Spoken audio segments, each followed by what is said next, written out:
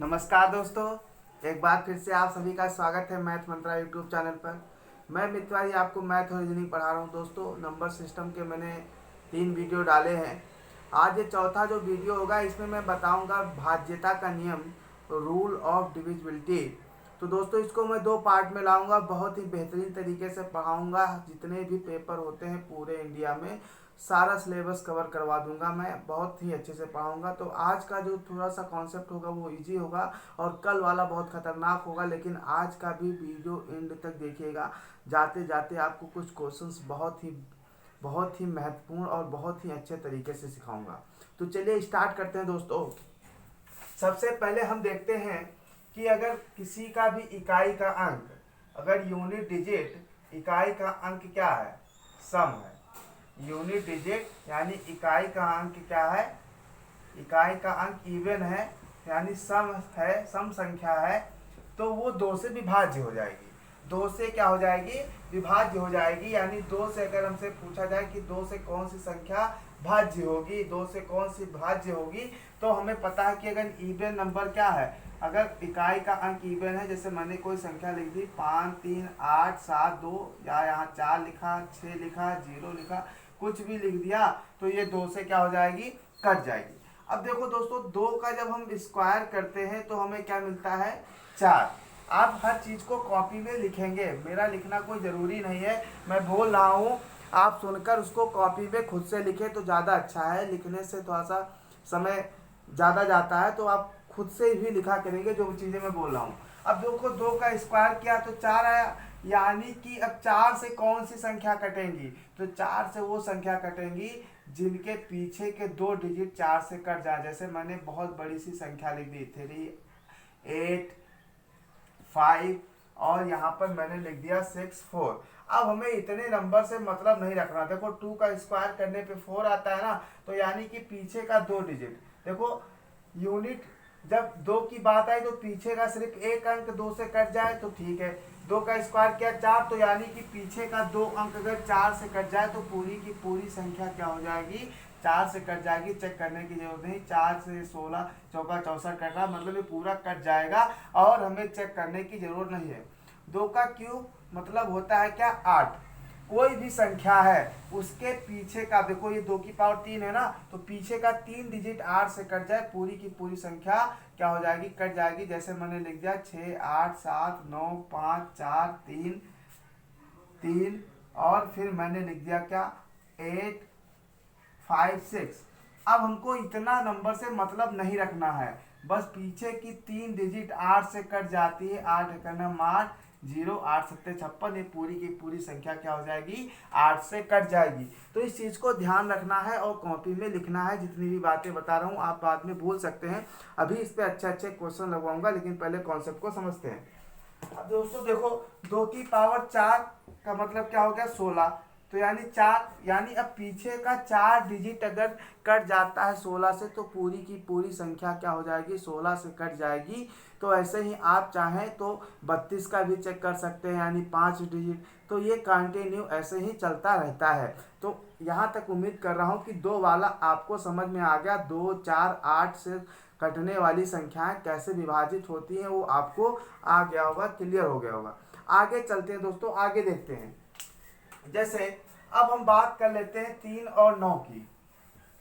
3 और 9 की, जैसे हम बात कर लेते हैं 3 की, तो देखो देखो 3 से कोई संख्या कब कटेगी, बहुत ध्यान से देखना। जिनके रूल एक जैसे हैं उनको मैं इकट्ठा करके पढ़ा रहा हूँ, जिनके रूल अलग है उनको अलग करके पढ़ाऊंगा। तो 3 से कोई संख्या कब कटेंगी, 3 से कोई संख्या कब कटेंगी।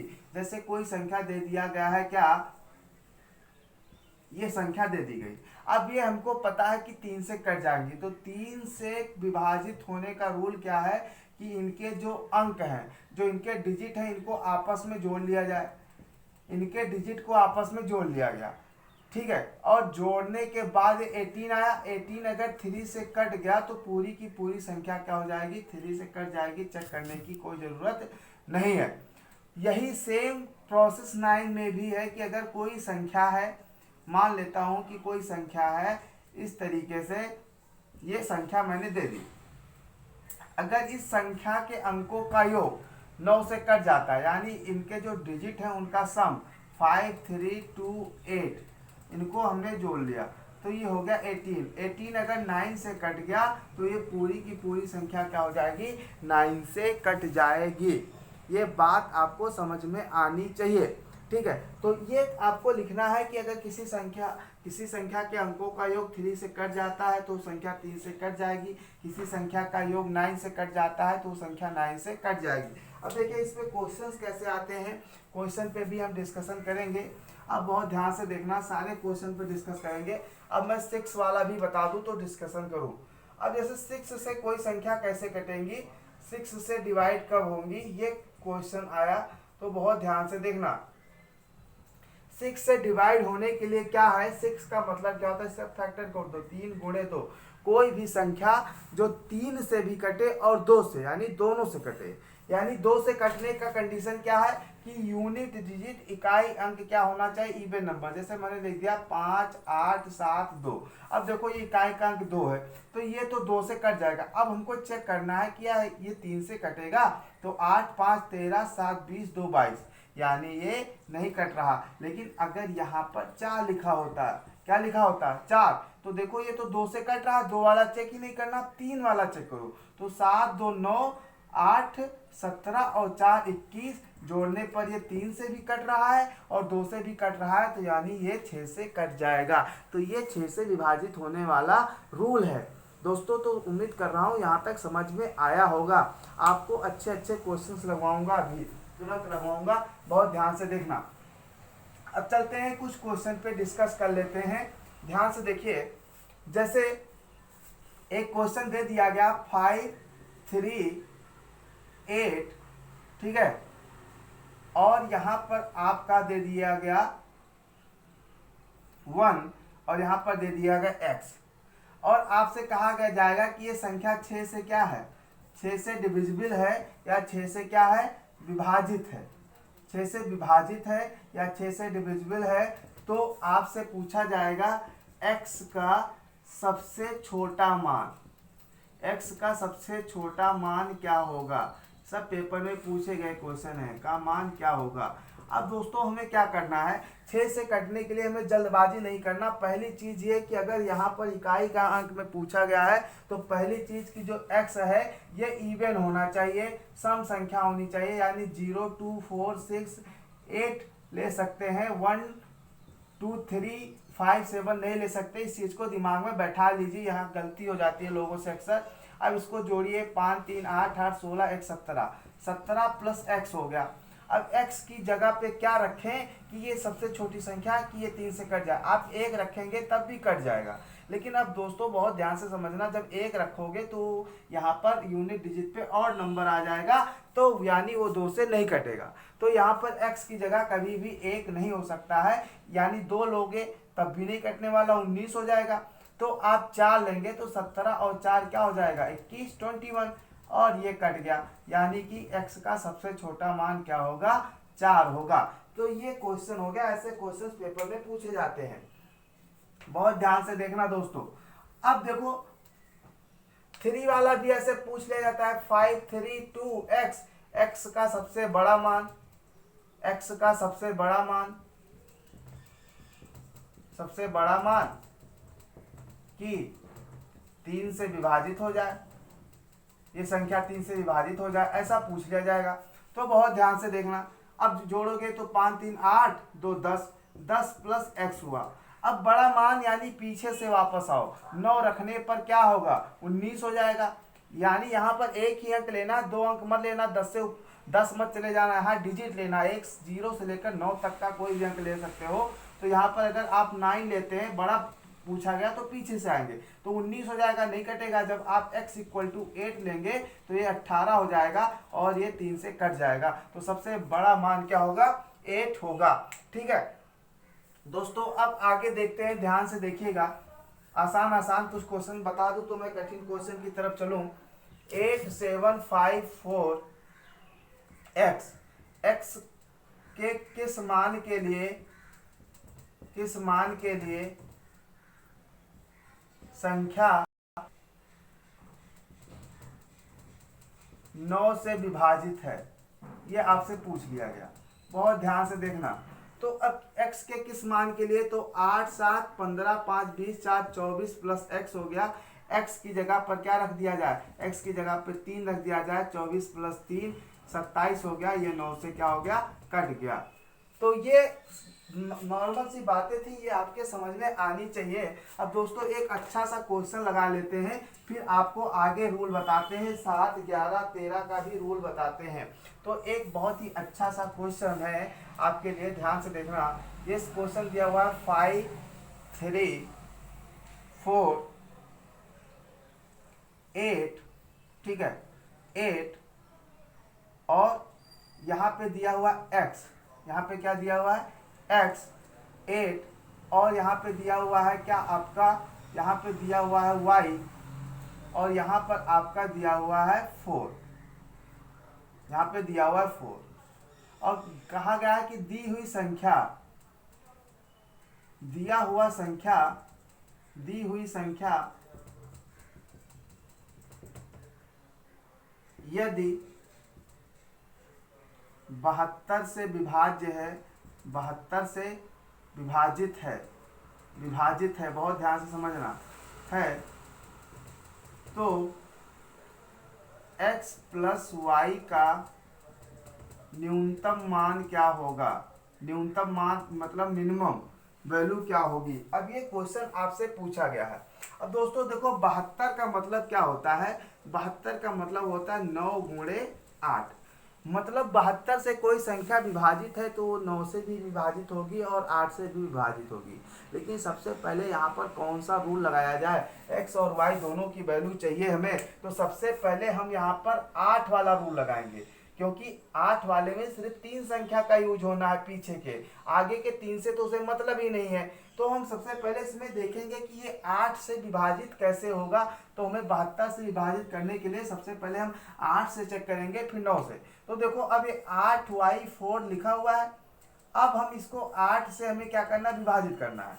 तो देखो 8 एकड़ नाम 8 हो गया। अब यहाँ पर y बराबर कौन सी वैल्यू रखी जाए, क्योंकि आपको x प्लस वाई का न्यूनतम मान बताना है। तो अगर देखा जाए y बराबर 0 रखेंगे तो नहीं कटेगा, 1 रख देंगे तो 14 हो जाएगा, नहीं कटेगा। लेकिन जैसे ही हम y बराबर 2 रखेंगे, ध्यान से देखना, अगर ये लिखा होता ऐसा तो ये 8 एकड़ नाम 8, 8 3 24 कट जाता। तो y की वैल्यू क्या होगी, 2 होगी। तो y की वैल्यू 2 होगी, ये निश्चित हो चुकी कि y की वैल्यू क्या होगी, 2 होगी। अब ध्यान से देखना, अब यहाँ हम y की जगह 2 रख दिए। अब देखते हैं कि अब 9 से कटने के लिए जो अंकों का योग है वो 9 से कटना चाहिए। 4 2 6, 6 8 14, 14 3 17, 5 22, 22 प्लस x हो गया। अब x बराबर सबसे छोटी संख्या क्या रखी जाए, 8 2 10, 4 14, 3 17, 5 22, x बराबर सबसे छोटी संख्या क्या रखी जाए, y तो आपको वैल्यू दो कि ये कट जाए किससे, 9 से। तो x बराबर आपको क्या रख दिया जाए, 5। तो 22 और 5 क्या हो गया, 27, और 27 9 से कट जाता है दोस्तों। तो ये यानी कि x बराबर क्या होगा, 5। तो सबसे इनका न्यूनतम मान क्या होगा, x प्लस वाई का 7। तो इस तरीके से भी क्वेश्चन पूछा जाता है। आप समझिए, आपसे ये भी कह दिया जाएगा 8 और 9 दोनों से विभाज्य है। ऐसा क्वेश्चन आपसे 24 वाले रूल में पूछा जा सकता है, 12 वाला कह दिया जाएगा कोई संख्या। एक होमवर्क दे रहा हूं, आप लोग कमेंट बॉक्स में बताएंगे। जैसे मैंने एक संख्या दे दी है 5x 8 3 4 y, कह दिया। इस कमेंट बॉक्स में आंसर बताइएगा। कहा जा रहा है आपसे कि दी हुई संख्या, ये संख्या 12 से क्या है, विभाजित है, 12 से विभाजित है, तो x प्लस वाई का अधिकतम मान आपको बताना है। अधिकतम मान ये आपको कमेंट बॉक्स में बताना है हमें, ठीक है। कमेंट बॉक्स में जवाब देना है। 12 का मतलब हुआ 4 और 3 दोनों से विभाजित होना चाहिए। तो ये उम्मीद करता हूँ कि आप लोग इसका जवाब कमेंट बॉक्स में देंगे। अब दोस्तों देखते हैं 7 से विभाजित होने वाली संख्याएं। 7 से विभाजित होने वाली संख्या को कैसे पहचाना जाए, बहुत ध्यान से देखना, एक भी नहीं छोड़ूंगा, पूरा बताऊंगा। 2 पार्ट में वीडियो बनाऊंगा। दूसरा जो वीडियो होगा वो बहुत ही खतरनाक होगा, उसको बहुत ही आराम से आप समझेंगे तभी समझ पाएंगे। ठीक है, 7 से विभाजित होने वाली संख्या। आज तो बस ये थोड़ा सा टेलर है, बस इसको समझ लीजिए, क्योंकि ये शुरुआत है, शुरुआत आप नहीं जानते हैं तो कुछ भी नहीं जान पाएंगे। देखिए, मैं पढ़ाता हूँ तो ये नहीं सोचता हूँ कि जो बहुत ज़्यादा जानकार हैं वही मेरा चैनल देखते होंगे। मुझे ये पता है कि कमज़ोर छात्र भी देखते हैं, तेज छात्र भी देखते हैं। तो कमज़ोर और तेज दोनों को एक साथ लेके चल पाना एक टीचर के लिए बहुत ही मुश्किल काम होता है। कमज़ोर छात्र यहाँ पर होता है और तेज छात्र यहाँ पर होता है। अगर हम इसके हिसाब से चलेंगे तो ये उगने लगेगा, इसके हिसाब से चलने लगेंगे तो ये समझ ही नहीं पाएगा। तो इसलिए हमको यहाँ पर चलना पड़ता है कि दोनों लोगों को थोड़ा थोड़ा सा कंप्रोमाइज़ करके दोनों लोगों को लेकर चले। तो 7 से विभाजित होने वाली संख्या क्या होगी, बहुत ध्यान से समझना। तो 7 से विभाजित होने के लिए एक रूल आपको लिखना होगा दोस्तों, बहुत ध्यान से देखना। 7 से विभाजित, जैसे कोई भी संख्या दी हुई है, कोई भी संख्या दी हुई है जो 7 से क्या हो जाए, कट जाए। तो कटने के लिए आपको एक रूल करना है। जैसे मान लेता हूँ, बहुत ध्यान से देखना। जैसे मैंने यहाँ पर आप एक क्वेश्चन, एक संख्या लिख दी 56। मैं एग्जाम्पल से समझाता हूँ। मैंने यहाँ पर लिख दिया 56। क्या लिख दिया मैंने, 56। और 56 के बाद मैंने लिख दिया 63। अब अपने को पता है कि ये 7 से कटेगा। तो देखो इसका रूल क्या होता है, बहुत ध्यान से देखना। जैसे इसका जो पीछे वाला डिजिट है, पीछे वाला डिजिट देखना, पीछे वाला डिजिट जो सबसे यूनिट डिजिट है, जो सबसे पीछे का अंक है, पीछे के अंक में आप क्या करेंगे, 2 से मल्टीप्लाई करेंगे, 2 से मल्टीप्लाई करेंगे और बाकी संख्या से घटा देंगे, बाकी संख्या से घटा देंगे। बहुत ध्यान से देखना, बाकी संख्या से घटा देंगे। मतलब क्या कि जब आप 3 में 2 से गुणा किए तो 6 आया, तो आपको 566 में से 6 घटाना है। आपको ये लिखने की जरूरत नहीं, आप चाहते तो नॉर्मली ऐसे घटा देते। घटा दिए, घटा दिए। अब फिर पीछे ये 0 लिखा, आप यहाँ भी से भी चेक कर सकते हैं कि ये 7 से कट रहा है। लेकिन और चलते हैं, देखिए 0 में किसी भी संख्या से गुणा करने पर 0 ही आता है। 0 में 2 से गुणा करोगे 0 आएगा। तो 56 में से 0 घटाओगे तो कोई फर्क पड़ने वाला नहीं। अभी चलो और पीछे चलते हैं। तो दोस्तों और पीछे चलोगे तो 6 को जब 2 से गुणा करोगे तो क्या आ गया, 12। और जब 12, तो ये 6 हटाकर 12 घटाओगे तो -7 आ गया। तो -7 तो 7 से कटता है। तो ये चीजें हो गई। लेकिन देखो यहाँ पर आप चाहे तो इतना चेक करने से अच्छा आप वैसे नॉर्मली चेक कर सकते थे। लेकिन जब क्वेश्चन पूछा जाएगा तब भाई क्या करोगे, तब तो रूल पता होना चाहिए। देखो जैसे क्वेश्चन क्या पूछा जाएगा, बहुत ध्यान से देखना, क्योंकि ये सब काम यहाँ पर सिर्फ ये चेक करने के लिए नहीं है, इससे पूछे जाने वाले क्वेश्चन को लगाने के लिए है। जैसे ये है x983, ठीक है। अब आपसे क्वेश्चन क्या पूछा जाएगा, x के किस न्यूनतम मान के लिए दी हुई संख्या किससे विभाज्य है, 7 से। 7 से विभाजित है, 7 से विभाजित है, ये आपसे पूछ लिया गया। तो दोस्तों बहुत ध्यान से देखना, अपने को पता है कि अब 2 से गुणा करके घटाना है। तो देखो सबसे पहले 3 को 2 से गुणा कर दिया तो क्या आया, 3 को 2 से गुणा किया तो 6 आया। तो हम अब 98 में से 6 जाएगा तो क्या बचेगा, 92। 98 भाई यहाँ से 6 घटाओगे तो 92 आया। अब आप 2 से गुणा करोगे तो 6 आया। तो अब देखो, अब आप क्या करोगे, अब ये जो 6 घटाओगे इस 9 में से, भाई 92 था, लेकिन अब ये यहाँ से बची हुई संख्याओं से घटाओगे ना, तो यहाँ पर क्या आ गया, x और 3 आ गया। अब दोस्तों देखो यहाँ पर सबसे छोटी वैल्यू ऐसी क्या आप रखेंगे कि ये 7 से कट जाए। देखो अगर 1 रखते हो तो 13 नहीं कटता, 23 नहीं कटेगा, 33 नहीं कटेगा, 43 नहीं कटेगा, 53 नहीं। जब x बराबर आप रखेंगे 6 तो 63, तब ये जाके क्या हो जाएगा, कट जाएगा। तो x बराबर 6 पर ये 7 से कटेगा। इस तरीके के क्वेश्चन पूछे जाते हैं। एक बार फिर से देखिए, 3 को जब हमने क्या किया, 2 से गुणा किया तो 6 आया। तो हमने क्या किया, ये 3 का मतलब यहाँ खत्म, 8 में से 6 गया, 2 बचा। अब 2 का 3 से गुणा करेंगे 6 तो 9 में से 6 गया 3, तो ये x और 3 बचा। अब x बराबर आप 6 रख देंगे, 63 ये 7 से कट जाएगा, तो x का मान क्या होगा, 6 होगा। तो इस तरीके के क्वेश्चन को सॉल्व करने के लिए रूल जानना जरूरी है। और वैसे भी मैं जितना ये पढ़ा रहा हूँ इनका हर चैप्टर में यूज करना सिखाऊंगा। बहुत ही जल्दी मैं आपको बहुत ही अच्छे अच्छे कॉन्सेप्ट बताने वाला हूँ, जिससे आपका कैलकुलेशन बहुत ही ज़्यादा स्पीड से आप सॉल्व कर सकते हैं। डिजिटल सम के बारे में आपको मैं बताऊंगा। जिस दिन मैं डिजिटल सम बता दूंगा, समझ लीजिए आधा गणित खत्म हो गया उसी पे। तो डिजिटल सम बताऊंगा, आपको बताऊंगा कि कैसे कोई संख्या परफेक्ट स्क्वायर है या नहीं, कैसे पहचाना जाए, ये भी पढ़ाऊंगा। अब दोस्तों आगे चलते हैं, एक रूल और देख लेते हैं 11 वाला, ठीक है। 11 वाला रूल और देख लेते हैं, ठीक है दोस्तों। तो 11 से विभाजित होने वाली संख्या, 11 से विभाजित होने वाली संख्या,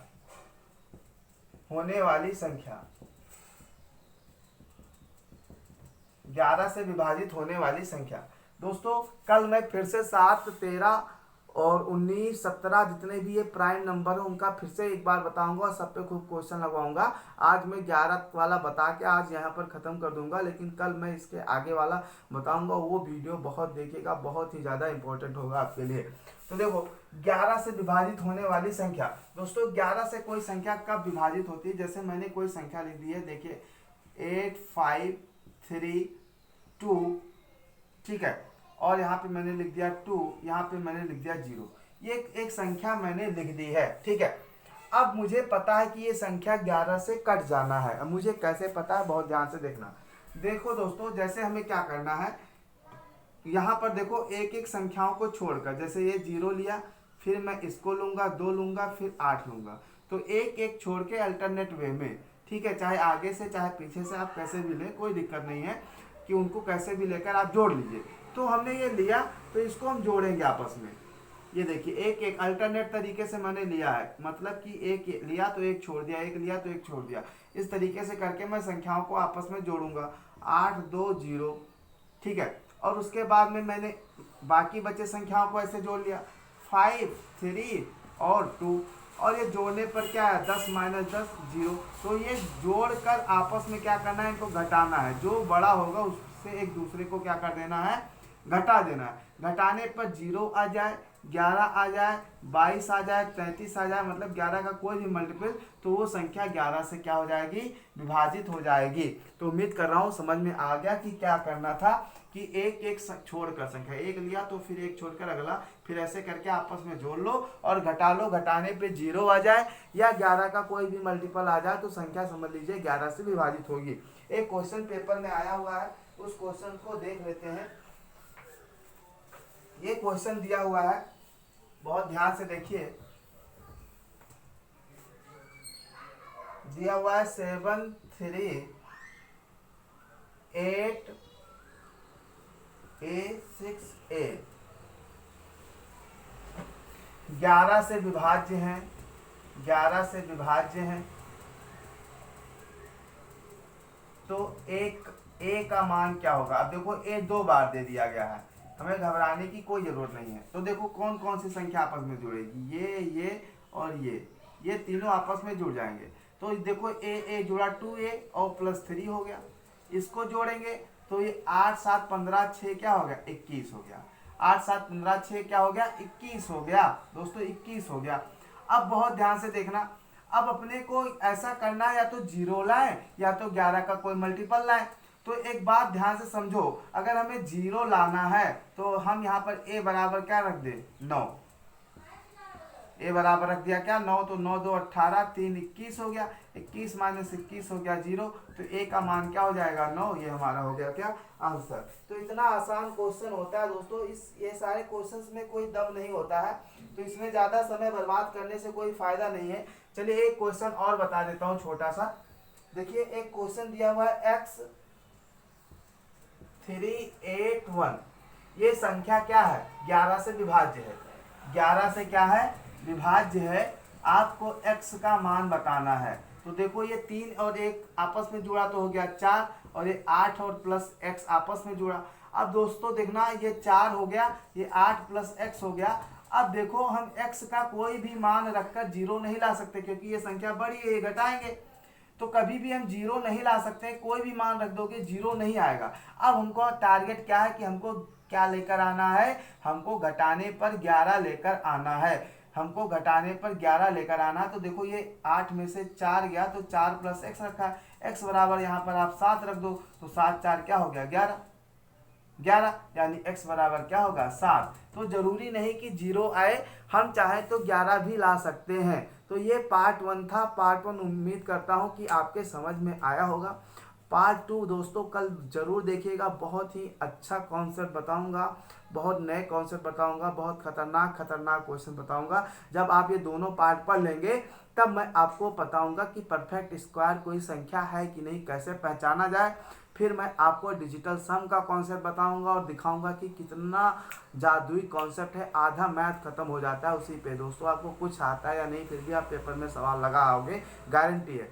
तो मैं आपको डिजिटल सम के बारे में बताऊंगा, उसके बाद रिमाइंडर थ्योरम शुरू करेंगे। चलिए फिर मिलते हैं नेक्स्ट वीडियो में। थैंक यू, और चैनल को सब्सक्राइब कर लेना दोस्तों।